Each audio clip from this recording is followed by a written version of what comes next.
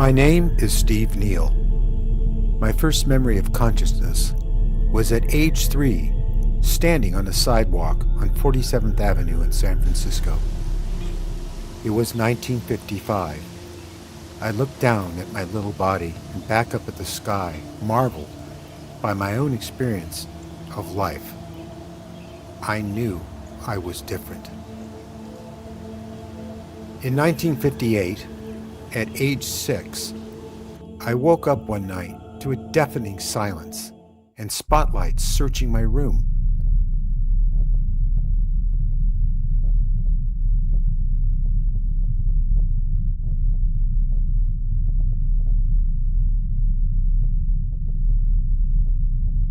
This experience set me on a path of life unlike the average child.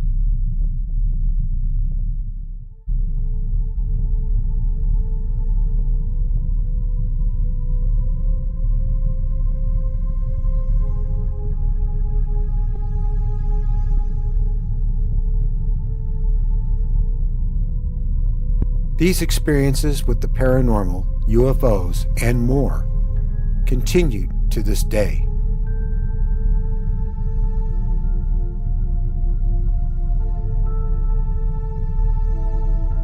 In 1987, my late wife brought me Whitley Strieber's Communion, which for me connected all the dots. I realized that I was not alone with this experience. This led to using my artistic skills to make art and film about this life experience. In 1994, I met and became friends with Whitley Strieber. I later met Yvonne Smith, Roger Lear, and many other people in the community, which led to television programs, magazines, and more. My work was suddenly everywhere, and I worked for many popular TV series during that time. I worked on many movies from Star Trek to Ghostbusters. But all this nearly ended my film career. It wouldn't be long before I was stalked, warned, and threatened by the intelligence community. One day, I got a call from the film studios I worked for. They had been visited by agents that told the producers it wasn't in their best interest to continue working with me because I was in trouble with the law. Under the threat of being left by my late wife, I quit the UFO community in 2000. It would not be until 2017 I would make my first film on this subject and burst back into the scene. It was called But Something Is There, and it told much of my life story and experiences. In 2023, Mary Cachapalia had the concept of making a channel that would allow people that have these experiences to come forward in safety and respect. This is something often afforded by mainstream media. They tell their stories directly to you, without a host or a narrator guiding the narrative.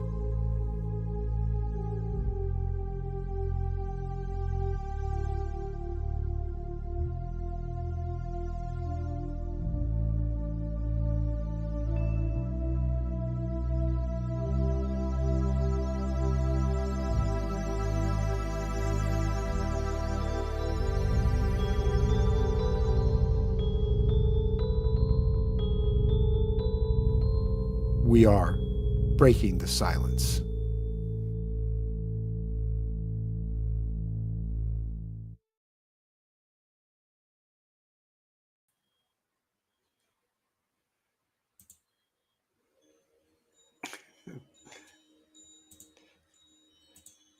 There I am.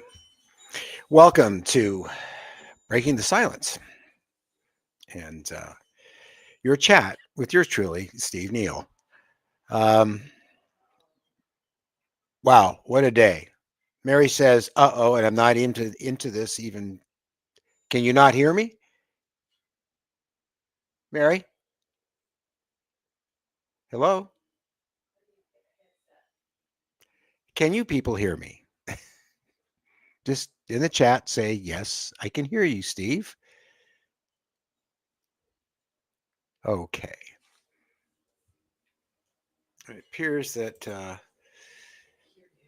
yeah, well, that makes two of us. So, no, it's Rachel says yes. Thank you, Rachel, because I don't have headsets on. And yes, thank you, Dave. Thank you all for being here. Well, today is truly a interesting day, to say the least. I don't know if any of you cared to watch the hearings and Lou Elizondo and Jeremy Corbell and the rest of them all there talking to some people in our government about this subject. It was too painful to watch. We watched a little bit of it and just couldn't stand it anymore. And I'll tell you at the point where it really became unbearable. And it's that little Gerber baby that works for NASA or who worked for NASA and I guess is involved with Arrow. He is so insipid. And he sits there going, oh, well, I certainly wish we had this technology. It really would help along Artemis. I mean, he's so obviously playing a part and acting. He is so obviously lying. He thinks he's cute and he thinks we're dumb. And he doesn't realize how ridiculous he looks. Now that I got that off of my hide, yeah, that was just pitiful. I mean, anyway, the whole thing was pitiful. And guess what? I'm glad that disclosure is not going forward the way they want it to because it's not supposed to. I could go into that, I suppose, but really don't feel like it. Um, but this experience, this interaction with this non-human intelligence, predominantly the grays, in my case, and in many people's cases, I'm finding out, is supposed to unfold exactly at the time it's supposed to unfold and not a moment sooner. And it is. That's what Breaking the Silence is partly about. That's what all the amazing books I've read recently and amazing people that I've met recently, we all are syncing up on this, that this has to be done gradually. And first, what we need to do is pull together all the people that have these experiences so that we can be in touch with each other. It's, for lack of a better description, it almost feels like a family. Seems like many of us are the same age, but not all of us. And a lot of us have all had exactly the same experience. And I can say that because of the things that have happened more recently. So we are disclosure. This is the disclosure that's supposed to happen. This is what was planned. Um, and of course, this is all in my opinion. Of course, I'm not saying that you have to believe this, or you have to believe me, or you have to believe Susie Henson, or Whitley Strieber, or Jeff Selva, or Deborah Cobble, uh, or any of the other amazing people that I've made. Who's that, Mary? Oh, Geraldine. Yes. I mean, it's really interesting because it just seems that everybody is filing in bit by bit and making contact with us and us with them. It's not all about breaking the silence. This is something that's being spread clear across the world. That the experiencers are slowly coming together. They're unified, and we basically are familiar with the same information about why this is happening and why it's so incredibly important for the human race's survival. So, I'm looking at my list. I've been writing things down as they happen. It's been really interesting as always, but last few days have been pretty amazing. One morning I had a very uneasy feeling. Actually, it happened 2 days in a row. I literally felt like I was in an altered state. Oh, see, anyway, going back, I just, God, I just felt kind of uncomfortable, and you know, I know what it's like to be under the influence of hallucinogens. I'll just leave it at that from my early years. And it was very similar to this. And I don't drink. I don't. smoke weed. I don't do drugs of any kind. None. I'm just, that's not what I stopped all that stuff years and years and years and years and years ago. It was a smart thing to do.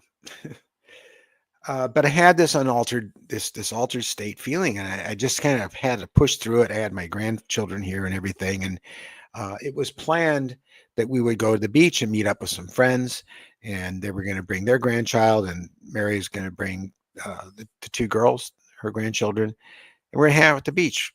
We have really nice beaches up here, a lot of them too. The whole place is a beach. So we went there, and it was very pleasant, of course. Beautiful day, the sun was out, the wind was blowing, everybody's playing, dogs are jumping in to the ocean and swimming and getting their sticks and bringing them back to the shore. I looked around at all these people with their children and their babies, and they were all so happy.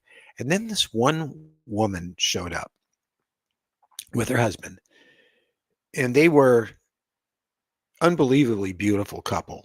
I mean, they were surreal in their beauty, and they had a young child with them. I wasn't very old at all, 3 or 4 years old.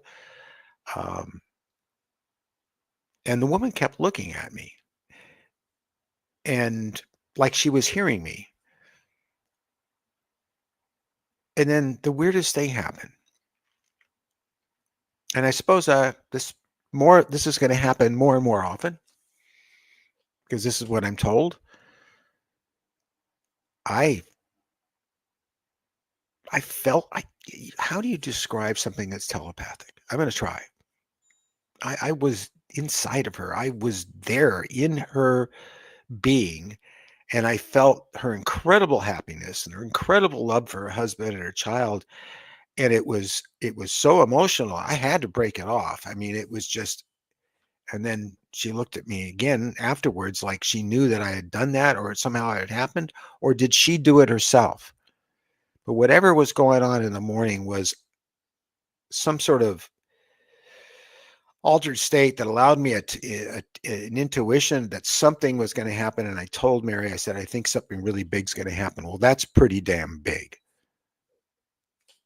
that I connected with another human being. And it was absolutely beautiful. I feel it even now, just recalling it. So I get home and I'm thinking about it. And what do they tell me?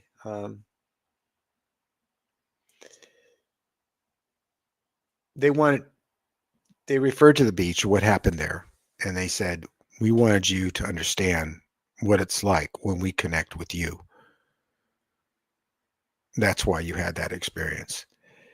And the more I talk about this, the more I feel like, I must be whacked. I got to be crazy. And, I talked to Debbie Cubble about this a lot, and we all talk the same way. We all think we must be crazy, but then we get this, it gets verified, it gets validated in the strangest ways. Um, but you can't help. I suppose if you're not mentally healthy and you just buy all this stuff 100%, then maybe you are a little off. But I just felt so odd, and I feel odd talking about it now. I mean, it's one thing for me to look in this camera and say, yes, I've been taken by beings from another world. I've had interaction with them all my life. These days, that doesn't seem so far-fetched anymore to a lot of people. But what I just told you, then they say, that's going too far. But I'm telling you, it happened. And that's why they did that. They wanted me to know that. The next thing they imparted on me is, what did I write? They said that when inevitably we were in a fully conscious state, face to face with them, that it would be, they related it to a hallucinogenic experience. You will feel as strange and possibly uncomfortable as if you had a huge dose, stronger than you ever had, of a hallucinogenic, because your reality will be altered in so much. And so what I got from that is they're trying to bring us up the ladder, bit by bit by bit by bit. So when that finally happens, they can drop the veil, they can drop the hypnotic hold they have over us that keeps us calm and allow us to have one-on-one open contact. Now, I had that once in the kitchen and it was pretty amazing. I wasn't terrified or anything, but it was so brief. This will be different. This will be, they walk into your living room and say, "Hey, how's it going? Sit down." I mean, I find it hard to believe it's going to happen, but that's what they're working towards. At least that's what I'm told. So now that I got that off my chest, oh yes, nothing would do too. That the other night, uh, it was one of those dreams, right? What are dreams? I got all these skeptics on this channel saying, "A dream's a dream. That's all you had." And then I say, "Well, please define what a dream is, and then show me scientific evidence to support your claim." And they just go away because they can't do it. But I saw, I can't, I just, it's weird. It's like you're asleep and then suddenly you're awake. So you're either having a memory in a dream from your subconscious that was suppressed, or you're actually out of your body, or you're actually in a taken state and you come to out of your hypnotic state long enough to become fully conscious. And I saw two hybrid children. They were more like teenagers. Um, One was for sure, and it had hair, and they were dressed in earth clothes. One was pretty bald and had very large eyes, and one of the eyes was covered, it was black, and the other one had a very large iris and pupil. And the other one had hair. It could almost pass for being human on the street. And they saw me and they said, "Oh, look who's here." I kid you not. Look who's here. And I looked at him. I said, "It's okay because I'm like you. I'm just like you." And that's the last thing I remember that it went black. That was something. I also, a few weeks ago, I think I talked about it in the same situation. I became awake in the dream, and I was sitting in a chair like this one, and I was sitting in an auditorium and of some sort, and there were all these human beings there, probably all taken like myself. I hate that word, taken. We were on a mission, and I started looking around like, "Oh, okay, I'm awake. What's going on?" I got the sense that something was watching me, and I looked over and I saw a praying mantis. The first time ever in my experience, dream or not, that I saw a praying mantis. And so I tried not to stare at it, and I looked back over it again to look at it, and it turned its head and looked at me, and it said, "I know you're looking at me." Well, recently I did a painting, and it's in here. Because I've been painting a lot more lately. I did a painting, and it's impressionistic of what I recall. Now, this is, I just took a picture of it at the studio just after I finished it. I think I finished it. And that's what I saw. I mean, it captures the feeling of it. The eyes were black, but they weren't really totally, completely black. And it was reflecting a lot of the room. And yeah, that's a pretty large painting too. I've done other paintings recently. I recreated this one from this happened in 1965 in France when the farmer went out to his lavender field and came across these two beings in the field in the egg-shaped craft. I did this painting years ago and I recreated it because the paintings were lost.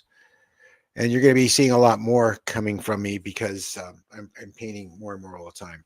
Now I want to talk about Debbie's book, especially considering that in about 45 minutes, I'm going to be recording her story. Now, I know many of you probably read the original Intruders book. Some of you may not be familiar with Bud Hopkins and the Intruders and the two-part miniseries, but that was about her story. And her story is amazing. And of course, I read it in her book. I think Mary will probably grab it for me. I should have it here. And we met in Yvonne Smith's support group meeting that's online. And of course, that's closed off to the public. It's a regular support group meeting where people who can't be present in person at her meetings can do it online. Mary and I were there, and there was Debbie. She likes to be called Deb. And so I got talking to her. Then I realized who she is. I mean, her case is classic. One of the classic cases from well, the 80s, but the series was made in there the 90s. And she worked with Bud very closely. It's a very, very, very amazing book. The book starts off with the usual. Something strange happens at their family home. Uh, a lot of physical evidence is left behind. There's multiple witnesses. And then it goes from there. And by the time you get to the end of the book, she's in full sync with myself and with um, Susie Henson, and a number of other people, and Jeff too. So why am I drawing a blank on Jeff's last name? It is Selva. Um, and I'm reading his book right now, and it's just one trigger after the next, as her book was too. And these are three books, and then Whitley's book, The Fourth Mind, and they all connect. And yet, Whitley's never heard of Susie Henson until now, and he probably is familiar with Deborah. He was not familiar with Jeff. Jeff met him at Contact in the Desert, gave him his book. Um, it's my hope in the near future that I can get uh, Susie, Deborah, Whitley, and Jeff and myself all on the same show, where we will talk in front of you about this whole purpose and reason that all this is happening. It would make a very interesting show.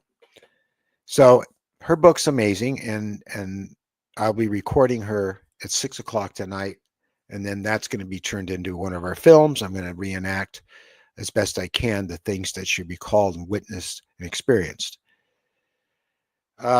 So the next book is Jeff Salva's book. I'm laughing because I wish Mary had given me Jeff's book too. Mary, it's great to have laughs. This stuff is so serious. You're not that far away. Yeah. Oh, you're miles away. So many of you will know who Jeff Selva is. And I didn't know that Jeff Selva and Susie were friends. And of course, the minute he told me that, but there's a forward from Susie in here. And the part I'm reading about right now is a part that's very, very personal. I just got past it. It's in Susie's book, and it was in her book before she met Jeff. So they didn't have any influence on each other. I know about this, and a few other people know about it too. About, geez, how do I put this? There's a state that the visitors reach where they leave their bodies and they change into color and form in spiritual form outside of the physical, and they pull us out of it too. And Jeff describes looking down at his body as though it's being disintegrated at the molecular level and being out of his body and becoming this light form, which he assumed was his soul. And I believe it was. And you're seeing the souls of the visitors, and then they all mingle and dance and play together like children. And I know that from Susie's book. I have memories of such a thing. But both of them, their recollections of this process, of this thing that they do, uh, really brought it back. And it's incredible. And I wonder to myself, how am I going to recreate this? I mean, I'm good with special effects, but this is something so intimate. It's a cosmic rave. Okay. One of the things Susie describes as a music that they generate. Uh, I don't know if Jeff experienced that or not. I'll have to ask him because I'll be talking to him on Saturday. But there's just, I know many of you have probably read books about people's experiences, even my own, and but something is there, and they're great. But Susie's book and Jeff's, Whitley's new one, they all take it to this next level. And like I said earlier, when I first started this conversation, um, is they're taking us slowly up the ladder. And the reason that a lot of this stuff wasn't written about a long time ago is because we're only now being allowed to remember it. And I say being allowed because it was just literally done that way. Susie calls it memory capsules. Uh, Jeff has another. What did it sound like? Well, when I had when my girlfriend Judy died, remember I talked about that. I did a show about it, and she died during the night of a brain aneurysm, and she was at another friend's house. And make a short story out of this, uh, I was at my house. She died around 6 o'clock. I had a dream at 6 o'clock, uh, or thereabouts, uh, and I was floating in a colorful realm. At that time, I didn't know that all those colors flowing around me were all souls, and there was music. It was beautiful. It was ambient. That's the closest thing I can reckon it to, is this ambient music, and it was so soothing. And of course, I saw her, and again, to make the story short, how I saw her was in a pair of underpants. That was it. Um, I woke up from the dream. I had to go to a premiere of one of the movies I worked on, so I wiped it out of my mind. I went to the movies, and I came home, and there's all these messages on my machine that Judy died. I was devastated, to say the least. Um, but then there were detectives involved in it, and they wanted to talk to me for some reason, because they always suspect foul play somewhere. And I guess she stayed at her girlfriend's house, and there was some guy there that they thought may have done something to her.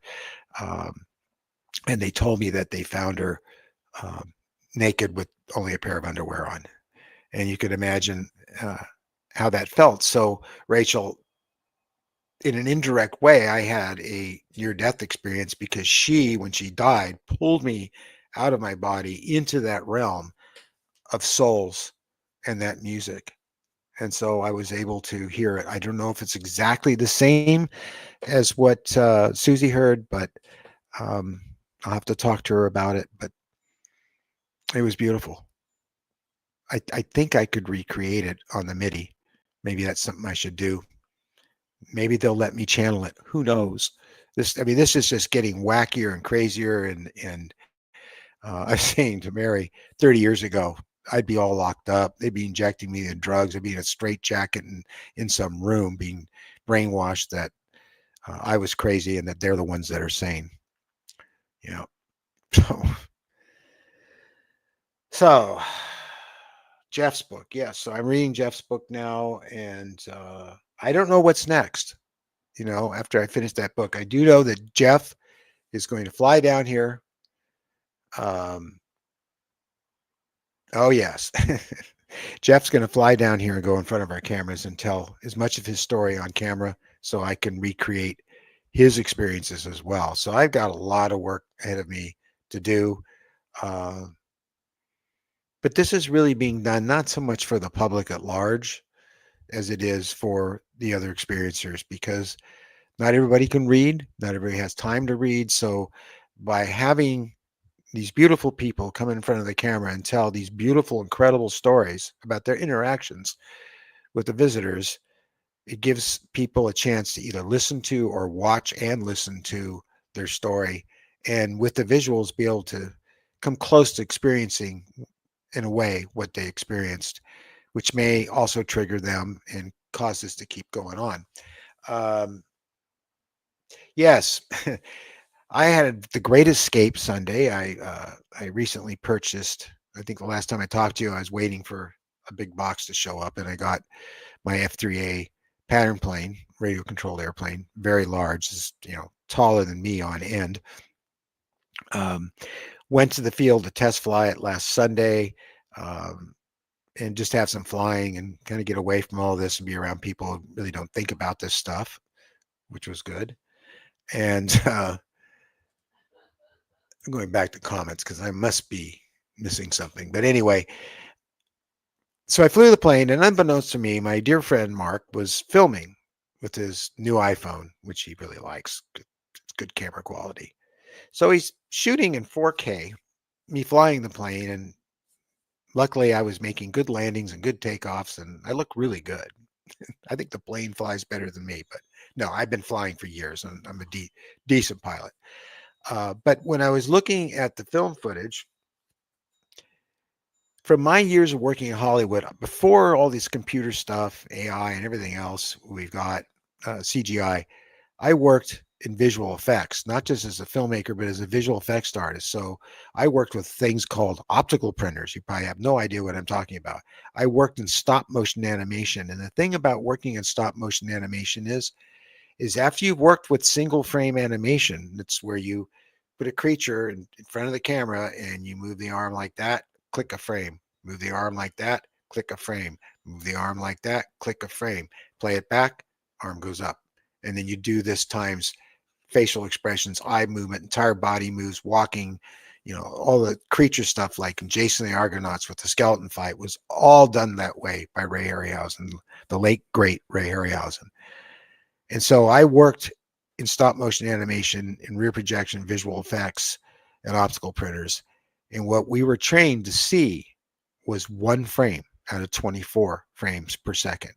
Because in that one frame, we might have forgot and left a surface gauge in there, which is how we knew where the arm was in that frame. And then we would move it, take that frame, then move the gauge up again. So we would track very smoothly. Sometimes you forgot to move it out, and there it is. Or sometimes you would have a fill light that's out, and you'd see it go back on. It was really important to see that. A lot of times it got left, but your eye became very trained. So this is a long way about telling me that when I watch video, even at 30 frames per second, I can see single frames. And what I saw made me stop the footage of my plane flying because I was observing what was happening around and behind the plane. What I saw, I'm sure many of you are familiar with the metallic orbs that have been filmed all over the world, and then allegedly one, well, it did. One of them crash landed in Colombia, and there's been a bunch of investigation of it and stuff. And I really don't know what to think about all that. But what happened was, is this where the single picture is? Yes, it is. Okay, so I'm going to load that in. I'm looking at the footage. You going to come up? Okay. Yeah, I have it. I'm looking at the footage and I go, what was that? And so I played it back very slowly, and I could see lots of bugs. There were swallows, there were birds.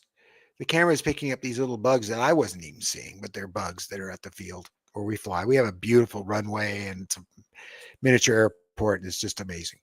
So it was a warm day, lots of bugs, lots of things, but I could discern them. And what I saw was something that was round and maybe moving, but I think it was stationary. Although as I looked at the footage later on, I saw it in many different spots, almost like it was watching me. And lo and behold, when I enlarged the footage and zoomed in, thankfully it was 4K, I could see that it was reflecting the sun. It's easy to say that it's a balloon, but It's pretty round, and basically it's not. It's got this sort of almost aluminum color to it, uh, and it was stationary, and it was windy. It was about 7, 8 knots that day, so it should have been blowing around. And when I watched back, it would be there, then it would disappear, and then reappear. And also, and I thought I had, um, I thought I had another shot that I took from there that showed. I didn't save it. I guess I didn't. It's probably still in Photoshop. For one frame, two bright headlights came on in the sky. And it was only one frame. And I do have that one somewhere. So that was pretty amazing. And so looking at the footage, I could see that that sphere was there in much of the footage. It was small. It wasn't very close by, but it was there. So I don't know what to make of that. And what did you just say, Mary? I'll go back. So it's been, oh, yeah, right. Yeah. Well, I did get away because I didn't know that that was happening. I was more focused on my wonderful airplane and how well it was flying. So, so anyway, that's what's been going on with me. And of course, what to expect up ahead. Of course, if you don't know about Debbie, go check her out because she's a huge, huge part of history.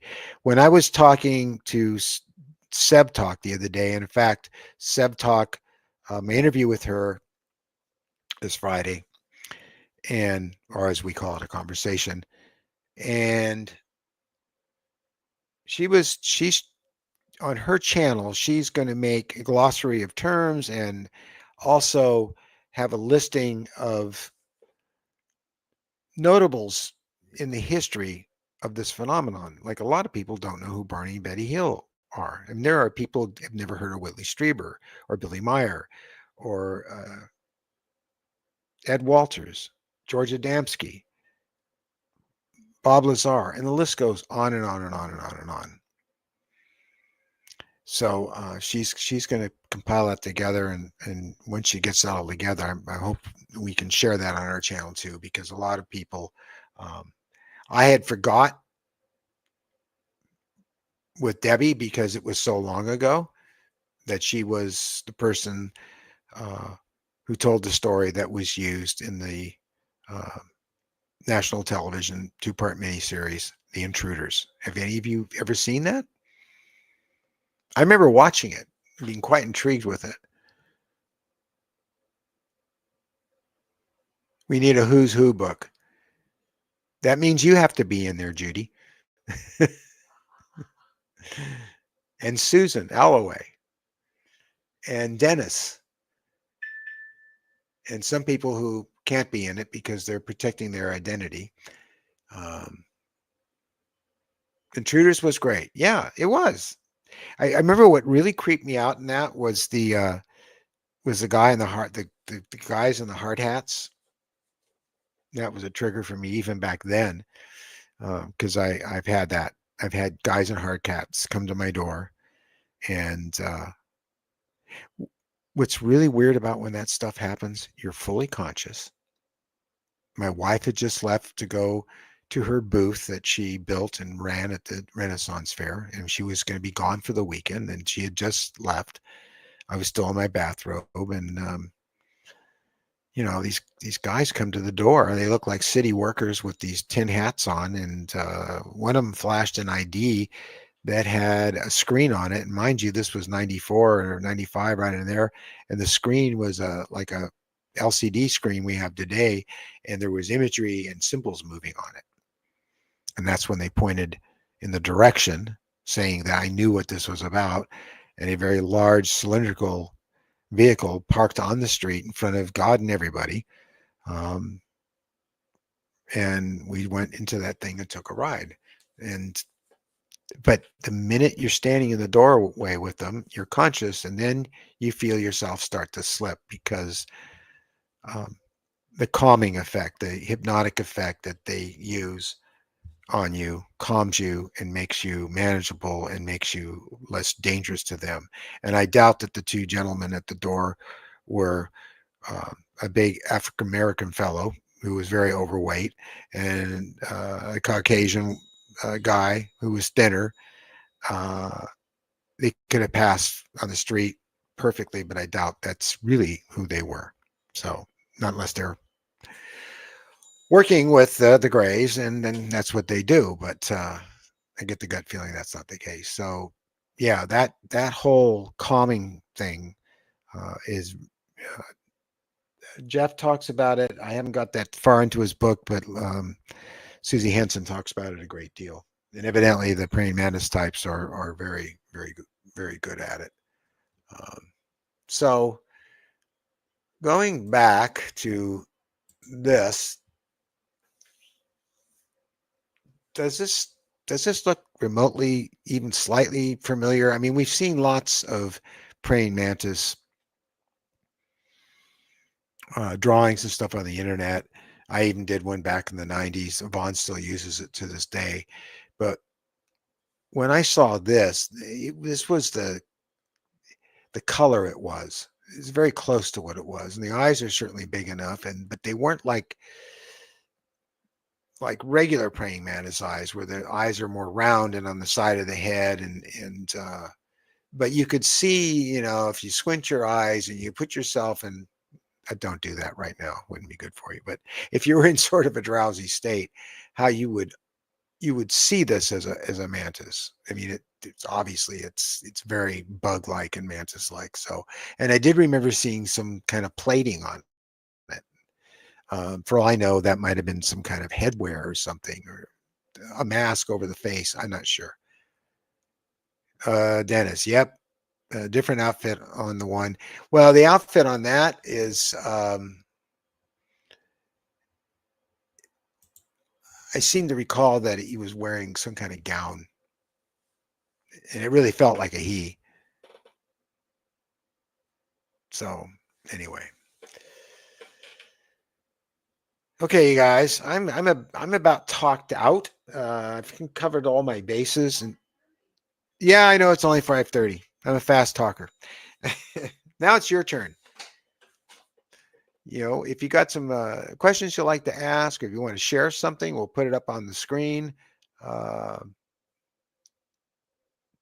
let's have a conversation, because I pretty much told you everything that's going on. I mean, I'm as always buried alive with tons of work to do, and again, it's just Mary and me. We have no one helping us, and I'm not even sure how that would work if we did have someone helping us, because when I'm doing these CGI effects and all the editing and stuff, it's really, I'm the only one that knows how to do this the way I do this. So um, I have a doctor friend of mine who's going to be in training starting Monday.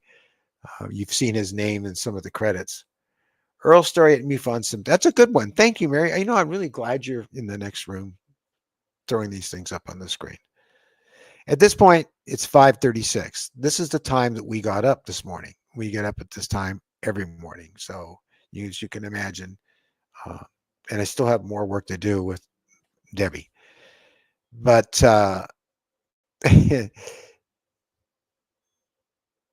Earl's story. Yes, this is a great story. Dustin Eccleston, who is the state director for Utah, MUFON, of course, is involved in the symposium that's going to happen in July. And at the symposium, there's going to be Debbie Cobble there. Um, and I think one other experiencer, and I think the head of the is it the EMT unit that Earl Gray started. And they very much wanted to have him there. He was going to be basically live streamed in remotely to be there. But as many of you are aware, we lost Earl. God, has it been a couple of months now? Several weeks ago. But remember, the first time that we met Earl was because he came to our studio and bravely, as a MUFON guy, working with all these nuts and bolts people, went in front of the camera and told his story about having an encounter with the Greys. And he told it in the Earl Grey style. It was wonderful. I saw part of it recently, and it's on our channel. But if we were to download it from YouTube, the quality is not very good. It looks great if you watch it, but if we download it, it's like you know, we own it and we downloaded it. But I had this feeling that I had it somewhere. And Dustin asked me if I had that and if he could download it. He was going to download it from YouTube. And I said, no, don't do that because the quality would be nasty. You're going to be projecting that on a big screen. And so I looked all over my computers. I couldn't find it. I couldn't find it. I couldn't find it. And the reason I couldn't find it is because these things, leave that one up for a while, Mary. These shows are in 4K and they take up an enormous amount of space. And I can go through 10, 20 terabytes standing on my head. So a lot of it I dump, I get rid of. But I do have some external hard drives that are pretty big. And sometimes I put the stuff on there if I think it's really an important one. It wasn't there. So I had this one hard drive that was staring at me. I went, oh, that's the one that Mary got me when we started this whole process of this whole show, Breaking the Silence. And I was using it to go back and forth between the laptop I have and the big gun machine I have here, which used to be at the studio. So just by chance, I looked on it and I typed in the search for Earl, and it turned up a rough cut that was actually really good, but didn't have any of the special effects. And I said, oh, great. And then there was a special effect. So, well, I can just recut this. I can just cut in. I don't have to do any cutting at all. The music was there and just put in the special effects.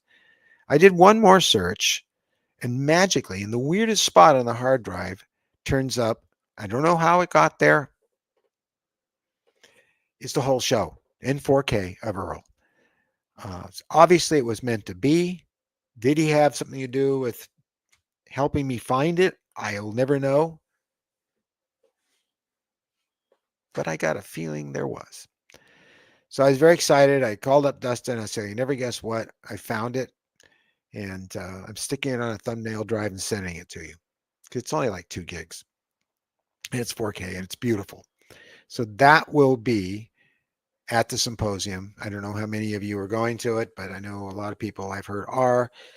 And that's going to be there. So Earl will be at the symposium and he will be telling his story to me fun.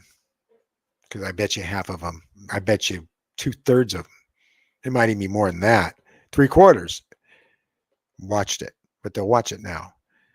So I was very, very glad and very happy to do that. I'm going to talk about James Benjamin Pike, Mary. Yeah. Oh, yes. You know, Dave, during that time, there was a lot of stuff going on. Not necessarily while I was doing that. I knew Timothy Leary. I knew people at that time, and my exploration of hallucinogens was not to party. It was not to have a good time and drink and do all that kind of stuff. It was to explore consciousness. I was really into it back then. I was reading so many books back then by Timothy Leary and Robert Anton Wilson, and studying UFOs. What was the book? Quantum Physics for Dummies. I love that book. And a whole bunch of other stuff. Terence McKenna, on and on and on. So I was always going to Tim's lectures he'd give in town. But during the trips, I don't know, maybe I see shadows of it in my mind, but I don't know for sure. I can tell you though, when I first met my late wife and I moved in with her in Silver Lake and was staying um, who was staying with we I moved in. I left Burbank. I moved in with her, and she had this great place. It was very very hippy dippy and rustic in a very wooded area. And on more than one occasion, weird stuff happened. And one night in particular, which I've never forgot about, was waking up, laying in bed next to her, and there was this red glow in the window, and standing all around the bed were these dark, spindly figures.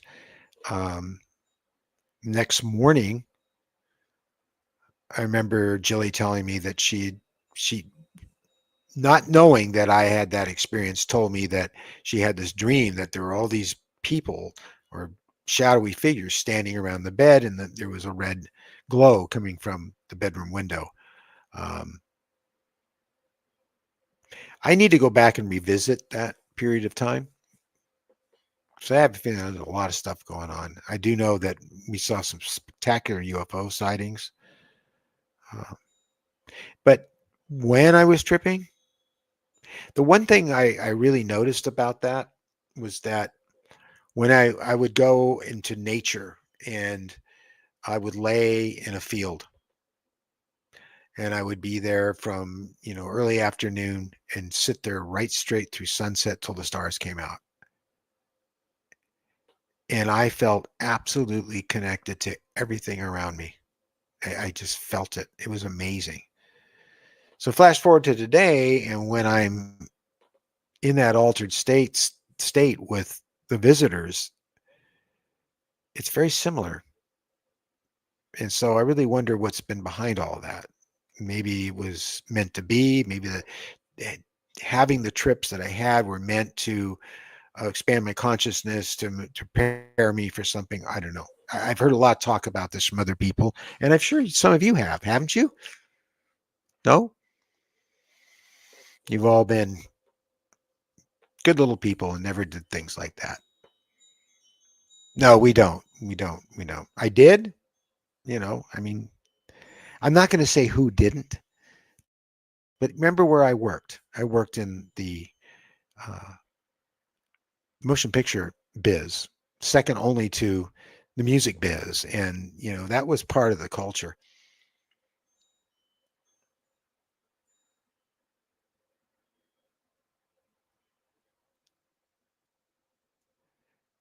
Weird bald kids in the distance. You mean while tripping or just in general? Uh, like I said, wasn't last night. It's the night before last. And again, it's this kind of dream you'll never forget. I remember those two kids, and like I said, they were 13, 14 years old, somewhere around in there. I felt that's the, but just seeing them like I did, and it just was like so natural. There they were, and I don't know why one eye was black on the one, and in the other the eye was exposed. I guess maybe those are covers, and he had one removed. If they were messing around with me or what, but it was something. You were tripping with a group as a teenager. You saw bald kids in the distance.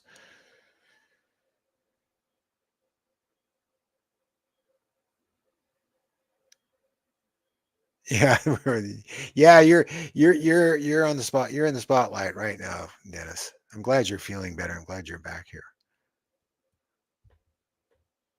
They saw them.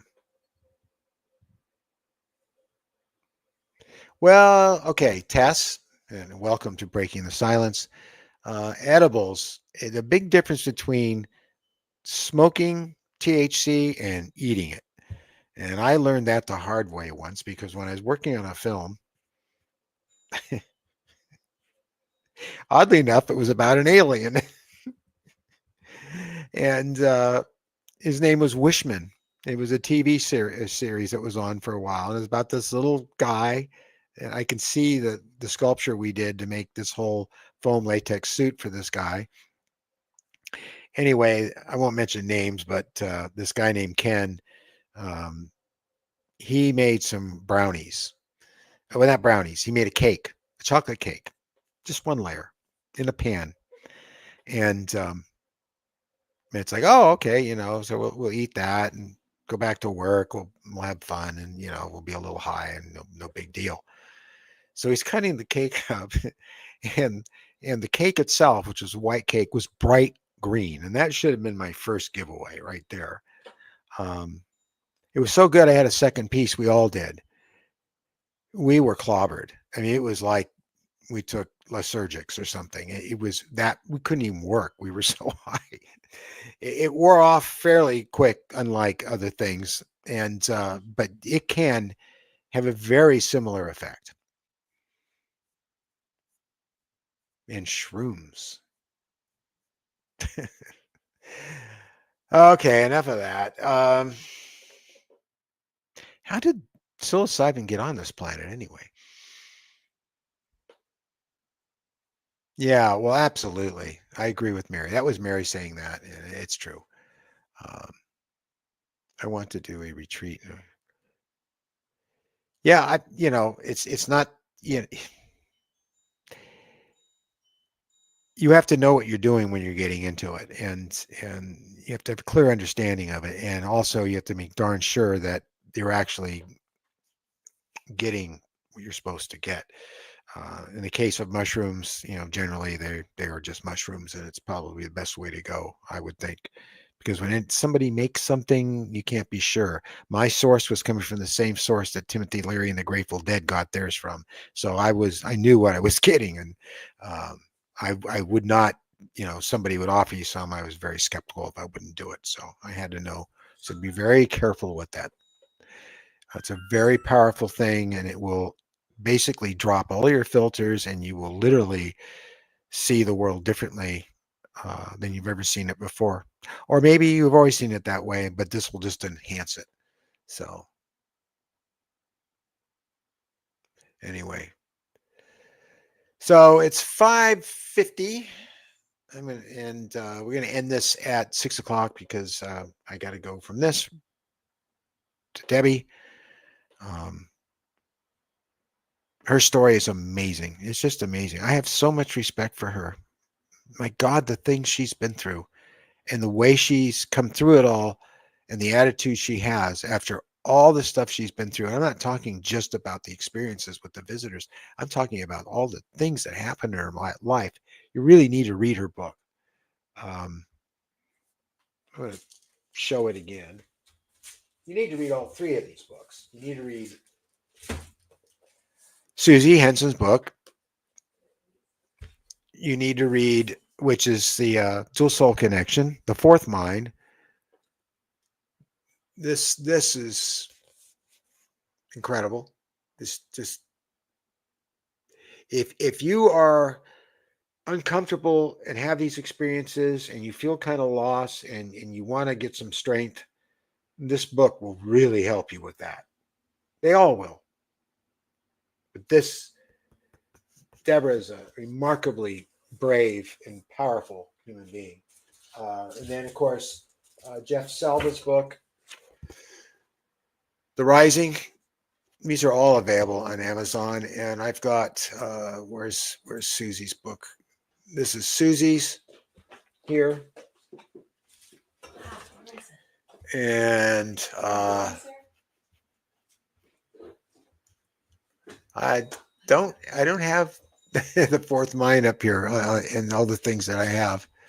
I wonder what happened to the Fourth Mind. This book too, extremely important book. It relates to all of it. Reading all these things and listening to the telepathy podcast tapes has just sort of tied everything together, validated everything for me in my own experience. So I highly recommend those. Is there anything else I left out here? The Fourth Mind you can find very easily. Yeah, the new newsletter just went out recently, and that's got everything you want to know about these books. And I know it's hard, find time to read. And these books, you may have other books you want to read first, but I've read I can't say I read them all, but I've read a great deal of them, and the ones I showed you have been profound. They really have. It makes me want to go back and read some of the other books from long ago too. To go back and look for those Easter eggs that are in those stories that now today you'll look at and say, "Oh, now I know what they were talking about," even when they didn't at the time. you know, uh, Betty and Drazen.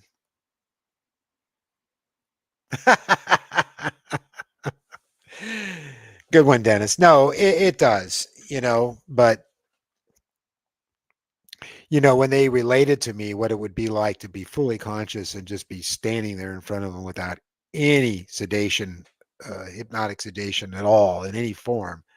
Uh, yeah, I imagine it really will be a trip. Do I think I'm ready right now? Oh boy, I sure would like to, but I can't be that confident. I know I have more to learn. What's that? James Pike. Yes. Thank you for reminding me. James Pike, might remember the artist, the surfer. Um, his show went missing. It's a long story as to why that happened. If you go look for it in our archives, it's not there. Um, and it was one of our early shows, and we thought it was lost, and he was very upset about it. And yesterday, or maybe it was the day before, Mary stumbled over a copy of it that we had. We didn't even know it was there. So I said, "You got to give that to him," and she did, and we really made him happy. He is so happy. He has his own channel. And what's the name of that channel, Mary? You don't know. Okay, James, I am sorry, but that's something we're going to have to put up on our channel so you can go to his channel. Because he has his own channel. We're going to let him put his story that we made for him with all the visual effects and his rather candid telling on his channel. So we gave that to him, and that made not only him happy, it made us very happy too. It's amazing how things work out. Ah, UFO Surfer Podcast, is that what it is? I thought he changed it to something else, but I guess it is. Thank you, Anne. That's what's so wonderful about you guys. Even when I'm asleep at the wheel, one of you's fully awake. That's really appreciated. so anyway, so that's happening, and I know Benno knows James. So not unless there's any other questions or anything, I need to take a break between doing this and doing Debbie's show or her film. The way I'm going to do it is I'm just going to let her talk. I'm not going to interview her. I'm not going to say anything. It's going to be full camera. I'm going to have her light herself and direct her on that, and then I'm just going to let her go. And if it takes an hour, it takes an hour. If it takes an hour and a half, it takes an hour and a half. She's going to tell her story, and then we're going to turn it into one hell of a film. So thank you, SB. Thank all of you. You know, you guys are the best, and you just keep filing in. And we get new people all the time, and you're all very, very kind and very thoughtful, and that's so much appreciated. It's just that's what we need in the world: it's kindness, thoughtfulness, and love. And I do love you, and so does Mary very much. And thank you for being here tonight.